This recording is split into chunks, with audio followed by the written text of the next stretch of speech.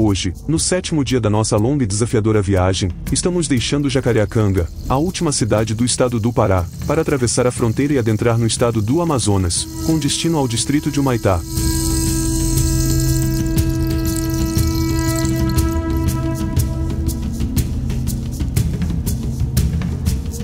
Este será o nosso 2º dia de viagem em que percorreremos um trecho mais isolado, sem muitas cidades ou pontos de parada ao longo do caminho, o que aumenta a sensação de desolação e torna a jornada mais difícil e longa. Conforme seguimos pela BR-230, mais conhecida como a Transamazônica, um dos ícones da infraestrutura que atravessa a região amazônica, começamos a perceber os primeiros sinais de que estamos entrando em uma área de presença indígena. Ao longo da estrada, avistamos algumas famílias indígenas caminhando pela lateral da BR-230.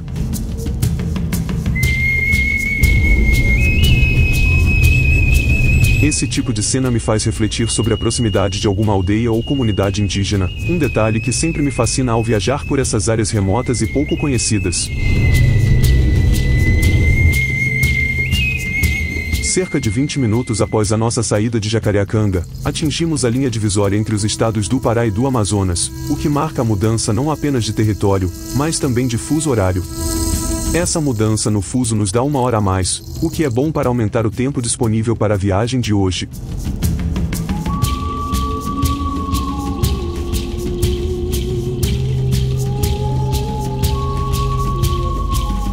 No entanto, logo após a alteração no fuso horário, algo curioso aconteceu: nossos relógios começaram a atrasar exatamente 1 hora, o que pode parecer um pequeno detalhe, mas que de alguma forma modifica nossa percepção do tempo e da jornada.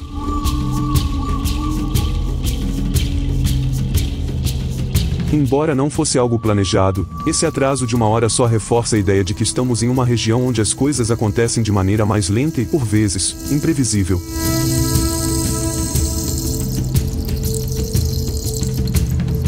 O trajeto de hoje será, mais uma vez, em estrada de terra, tal como o de ontem. Embora essa condição requeira mais atenção e cuidado, torço para que o estado da estrada se mantenha bom, como aconteceu no dia anterior.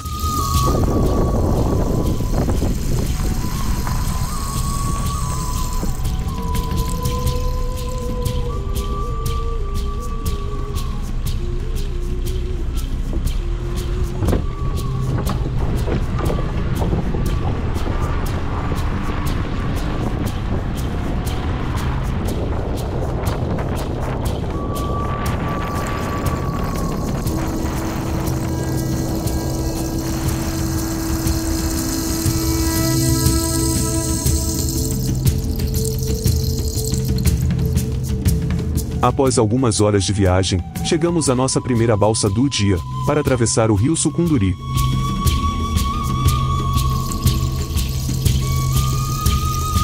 Este rio, que corta a região do município de Apuí, tem grande importância tanto para a economia local quanto para o ecossistema da região.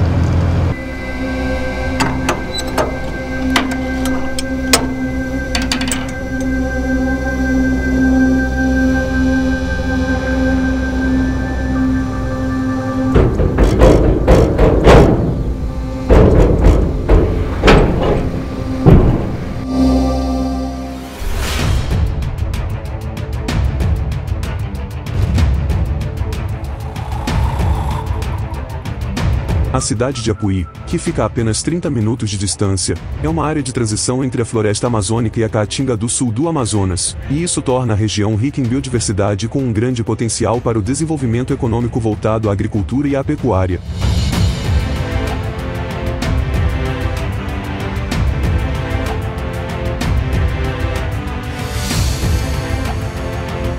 Além disso, a paisagem que encontramos logo após a fronteira com o Amazonas é bem diferente da que imaginávamos. O que eu esperava ser uma paisagem de densa floresta amazônica, com sua vegetação exuberante, deu lugar a grandes áreas de pastagem e fazendas, com vastos campos destinados à criação de gado.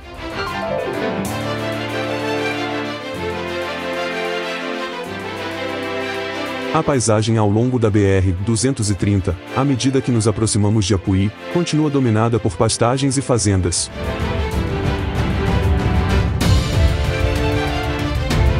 A floresta densa que eu imaginava ver na região deu lugar a campos abertos e grandes áreas de gado.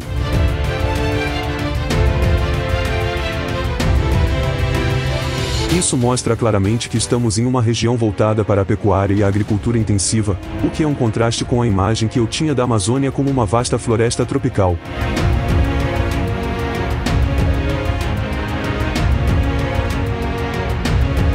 A cidade de Apuí, assim como muitos outros municípios ao longo da Transamazônica, tem suas origens na década de 1970, quando a estrada foi aberta e a migração para a região aumentou, dando origem a novas ocupações e atividades econômicas.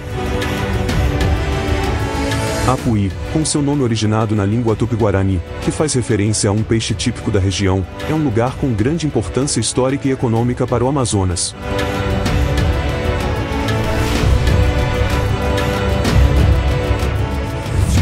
Após alguns quilômetros, chegamos a um posto de gasolina. Como já se passava do meio-dia, decidimos aproveitar a oportunidade para perguntar ao frentista sobre algum bom restaurante na região, de modo a evitar parar novamente durante o dia e ganhar tempo.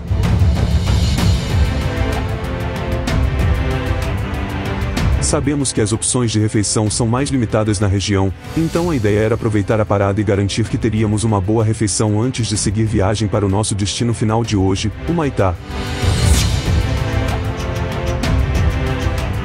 Esse cenário de fazendas e pastagens não era o que eu imaginava para a região. Na verdade, um reflexo das grandes mudanças que a Transamazônica trouxe para essas áreas, com o aumento das atividades de pecuária e agricultura na região.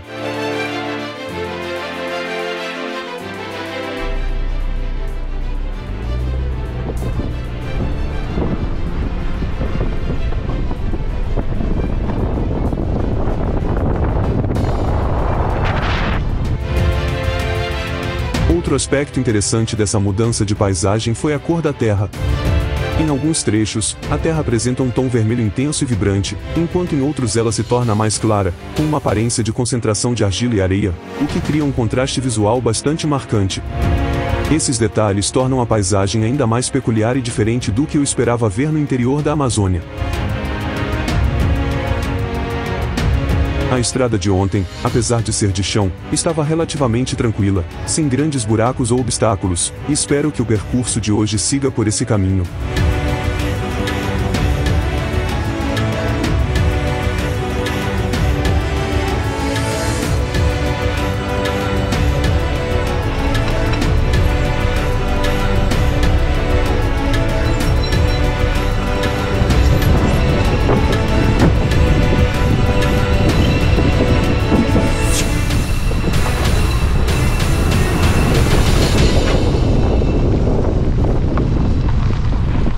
Quando eu estava passando na ponte, eu observei que o disco de freio estava fazendo um barulho.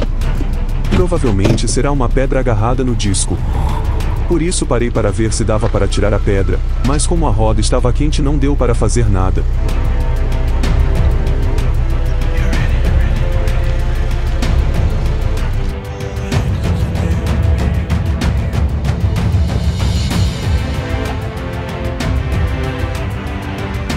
Enquanto isso, as pastagens continuam se estendendo ao longo da BR-230, o que confirma a ideia de que estamos em uma região voltada para a pecuária, onde as áreas de floresta se tornaram cada vez mais escassas.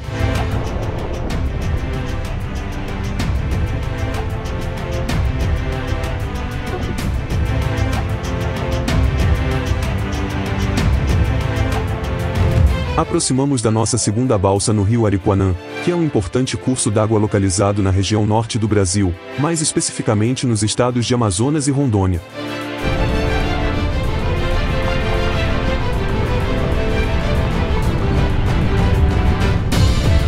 Ele é um afluente da margem direita do rio Madeira e tem várias características que o tornam relevante para a geografia e ecologia da região. Com águas de coloração escura, fauna diversificada e fundamental para o transporte e a subsistência das populações ribeirinhas.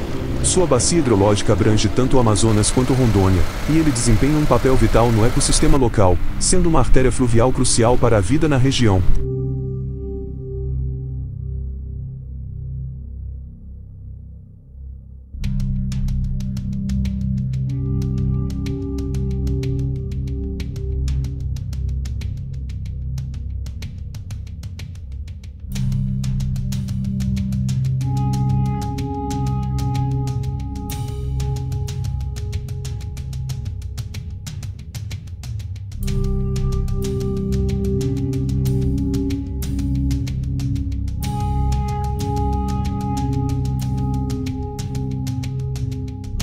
A balsa do rio Aripuanã também é conhecido como a balsa do Matá-Matá. No entanto, a expressão Matá-Matá não é clara nesse contexto. Ela pode se referir a alguma gíria, expressão local, ou até mesmo ser uma referência à vegetação ou fauna típica da região, como a mata ou floresta e o ato de caçar ou matar. Isso dependeria de mais contexto, pois se Matá-Matá não é uma frase ou termo amplamente reconhecido.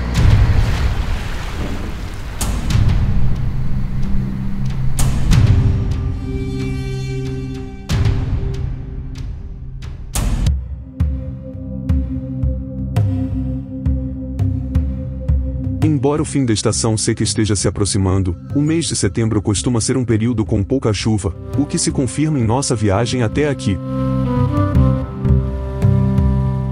A precipitação é geralmente bem baixa, o que facilita a viagem em trechos de estrada de terra, uma vez que a poeira e as condições da estrada não são tão comprometidas.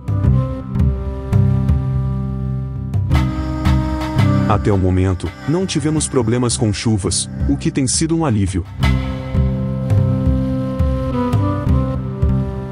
No entanto, a estrada de hoje tem se mostrado mais difícil de percorrer do que o trecho de ontem, com muitos buracos e uma forte trepidação.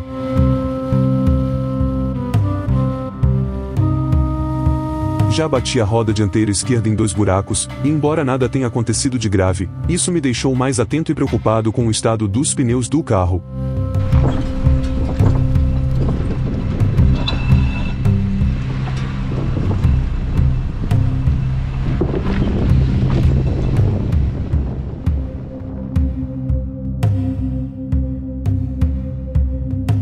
A estrada exige mais cuidado e paciência, e os trechos mais complicados exigem que eu esteja sempre alerta para evitar danos.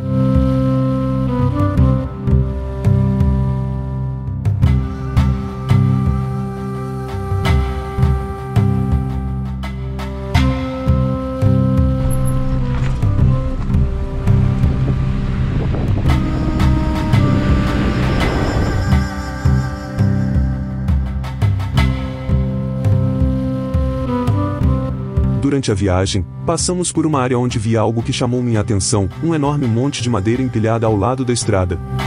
Isso me deixou curioso, pois era algo inesperado para a região. Decidi, então, levantar o drone para conseguir observar melhor o que estava acontecendo ali. Para minha surpresa, descobri que se tratava de uma madeireira.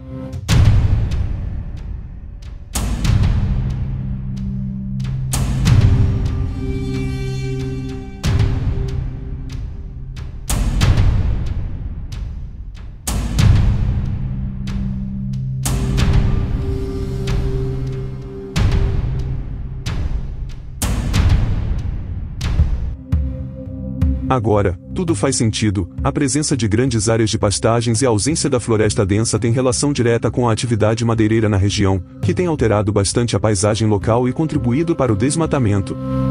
Isso explica por que estamos vendo uma vegetação tão diferente ao longo da BR-230, muito mais esparsa e menos exuberante do que eu esperava encontrar na Amazônia.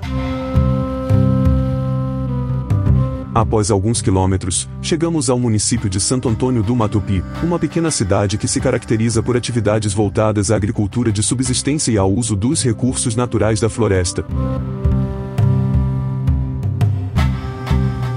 Decidimos fazer uma parada rápida para comprar um energético e usar o banheiro, já que ainda faltam cerca de 187 quilômetros até Humaitá, o que representa aproximadamente 2 horas e 44 minutos de viagem.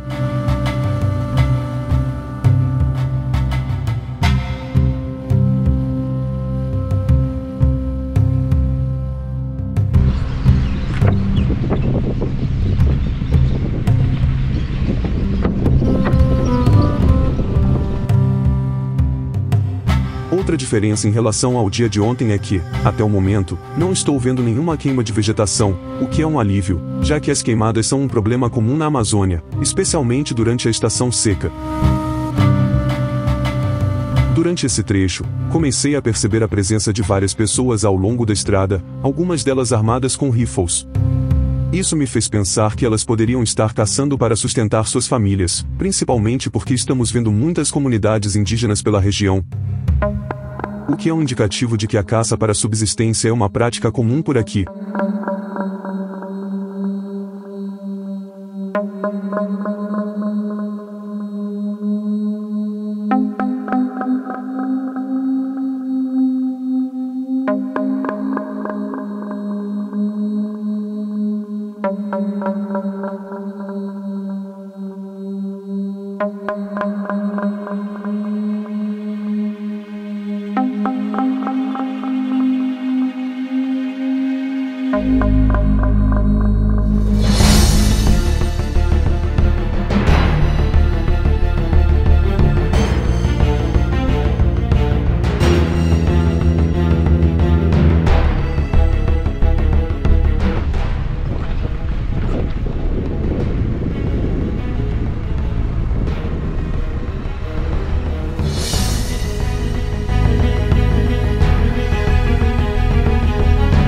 A trepidação na estrada está ficando cada vez mais intensa, o que me preocupa ainda mais com relação ao desgaste dos pneus.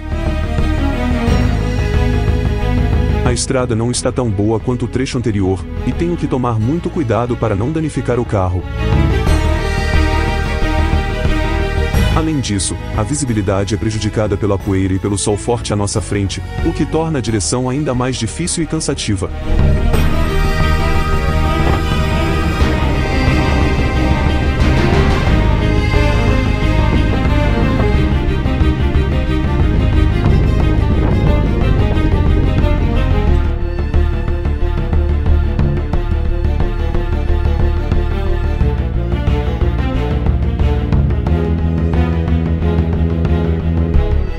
Finalmente, depois de muitas horas de estrada, chegamos à última balsa do dia, que atravessa o Rio Madeira até o distrito de Humaitá.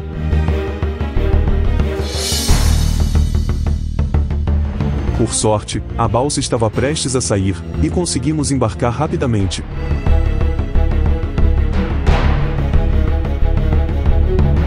O Rio Madeira, com sua enorme importância geográfica e econômica, é um dos principais rios da região, e a travessia representa o fim do nosso trajeto de hoje.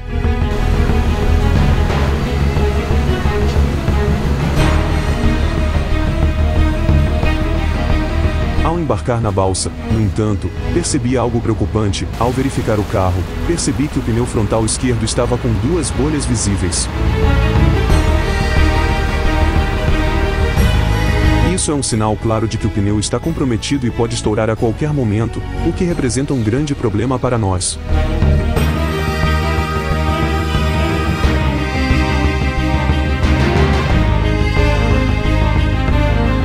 Imediatamente entrei em contato com o seguro via WhatsApp. Após alguns minutos de conversa, fomos informados de que precisaríamos ir até Porto Velho para trocar o pneu ou até mesmo trocar o carro, caso o problema fosse mais grave.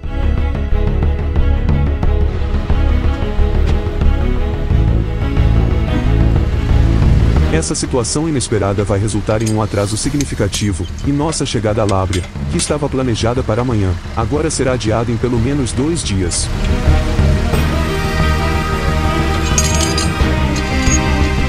Depois de dirigir por 676 km por volta de 9 horas e 15 minutos, chegamos no nosso destino de hoje. Mas iremos prosseguir até a cidade de Porto Velho no estado de Rondônia, que será mais 203 km, e mais 2 horas e 25 minutos. E iremos fazer este trecho com a velocidade de 80 km por hora porque estamos usando o pneu de reserva. O que era para ser uma travessia tranquila e sem maiores imprevistos se transformou em um desafio, mas estamos lidando com a situação da melhor maneira possível, cientes de que imprevistos como esse fazem parte da experiência de viajar por uma região tão remota e imprevisível como a Amazônia.